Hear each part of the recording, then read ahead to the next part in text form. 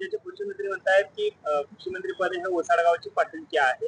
काय नक्की काँग्रेसची भूमिका आहे? आपण जर बघितलं तर कृषी मंत्र्यांच्या विधानामध्ये बहुतांश अर्थ लपलेला आहे. त्यांना बागायती शेतीची पाटीलकी त्यांना हवी होती असा त्याचा अर्थ आहे. म्हणजेच एकंदरीत त्यांना चार पैसे या माध्यमातून कमवायचे होते, या माध्यमातून मोठा भ्रष्टाचार करायचा होता आणि त्यांना या महाराष्ट्रातल्या शेतकऱ्यांच्या प्रश्नाशी काही देणं घेणं नाही. प्रत्येकाला स्वतःची दुकानदारी या ठिकाणी करायची आहे, प्रत्येकाला स्वतःला या ठिकाणी मोठं व्हायचं आहे. एवढा मोठा पाऊस पडला अवकाळी, आणि या अवकाळी पावसानं महाराष्ट्रातल्या अनेक विभागामध्ये शेतकऱ्यांचं अतोनात नुकसान झालं. त्या ठिकाणी पाहणी करणं, पंचनामा करणं, त्यांना मदत पोहोचवणं हे आद्य कर्तव्य असताना या राज्याच्या कृषी मंत्र्यांना लाज वाटायला पाहिजे. ते म्हणतात एवढी मोठी मंत्रीपद मिळून सुद्धा ते समाधानी नाहीत, ते काम करायला तयार नाहीत. खऱ्या अर्थानं या सरकारचं हे फेल्युअर आहे.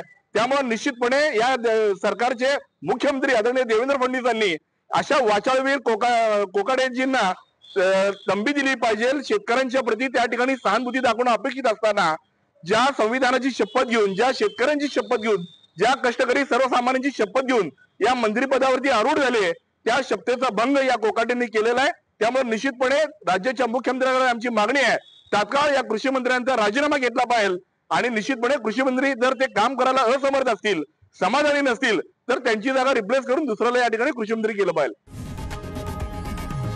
लोकशाही मराठी ऐका, पहा, जागरूक रहा.